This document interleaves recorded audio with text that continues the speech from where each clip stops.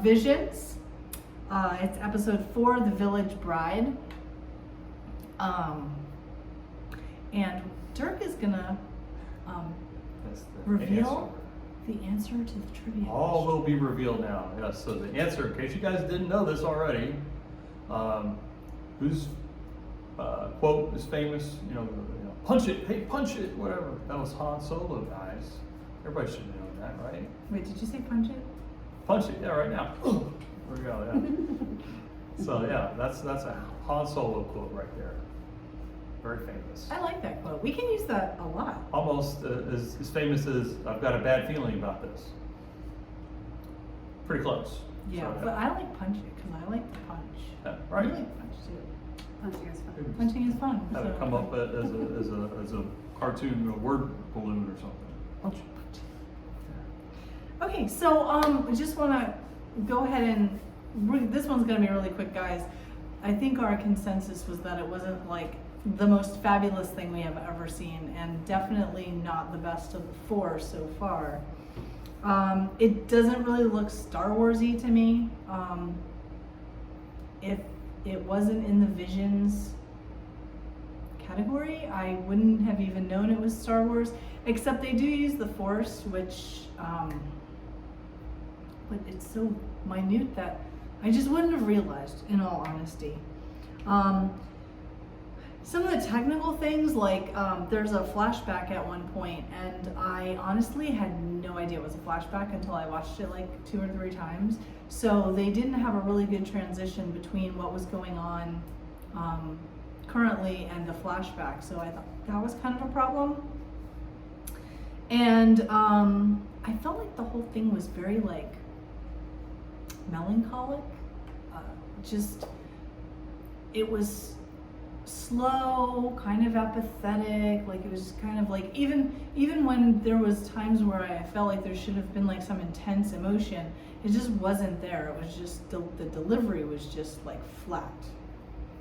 And then I had a couple things that I thought were a little weird. One, and keep in mind I know nothing about like, Japanese culture to an extent, but one was, why would a young person take the place of an old person for like tribute? Because usually to me it seems like it'd be the other way around. It's respect for the elders. I don't know, There just you go. okay, all right, I guess that makes Sounds sense. logical. Yeah, except for the fact that like the elder can't fight to defend their tribe. It's just okay, but like again, it's a cultural thing, I'm sure. And then at some point, the guy up on top of the mountain that was shooting down at the what were they, separatists? No, didn't they say that the separatists came and somehow like took over or something like that, and then when they left all kinds of stuff behind, and then this like rogue like group of people came and took their place. So Okay. I don't think they were separatists anymore. Okay, so when they were fighting the bad guys, the guy up on the mountain, one of the, I don't know who said it, said he ran out of ammo, and I'm like, wait a minute, can blasters run out of ammo?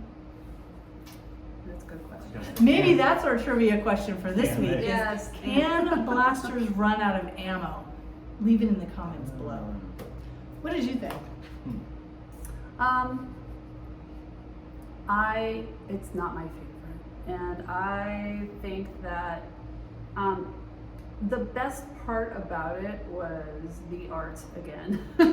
As always, like I've said in the past videos, the art They can all is draw really well. just beautiful, and like just to watch like the sweeping scenes and stuff like that, like it was really kind of shocked. I was shocked whenever they did their little just a little backstory first. They worshipped nature in this, and when they worshipped nature, they became one with nature, and so it was kind of like sort of a almost witchcrafty kind of thing, where they would say specific words and they would become one with nature. And so when that happened, like the scenery changed and moved. So that was a really, to me, bright point of the video was, I don't know, paying homage to, you know, nature worship and stuff like that. And you could tell that they had a real respect for nature with all of the beautiful scenery that they drew for this animation. It's gorgeous,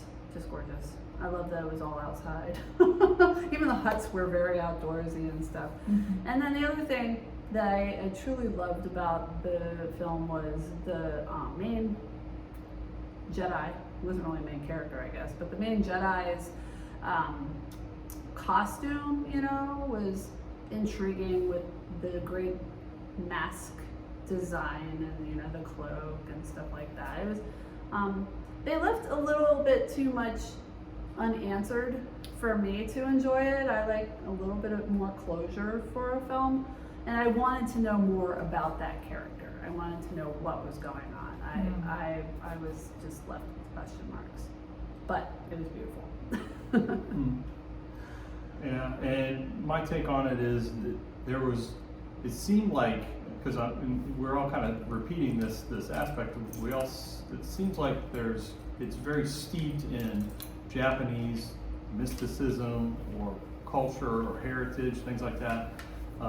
Many parts of it seemed it would be a non-Japanese audience may understand it better. No, a Japanese artist would.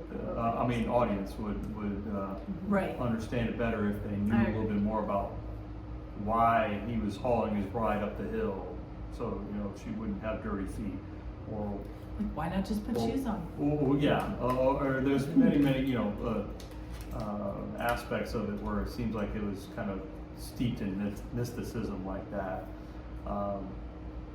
So I think that maybe is why we didn't like it as much, is because we're not familiar enough That could be. with the culture Mm-hmm. to know why this is so important.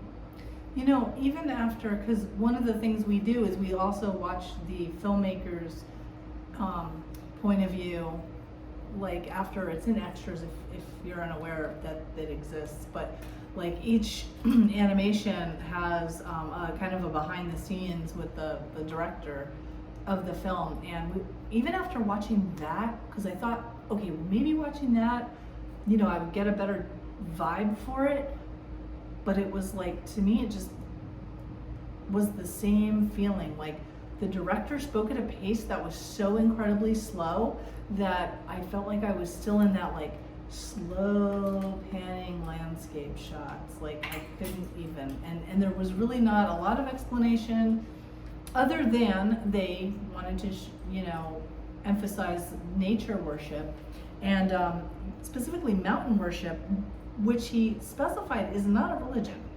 It's just a worship that they have in their culture. So very interesting stuff. Yeah. So I guess we should maybe end it by what their term, I believe, now again, this could be the mysticism thing, but they called it Majina. So I'm taking that to mean that is their word for force, force or whatever. So we can all say, may the Majina be with you. you. Don't forget to like and subscribe, Saber Force fans. See you next week when we review episode 5.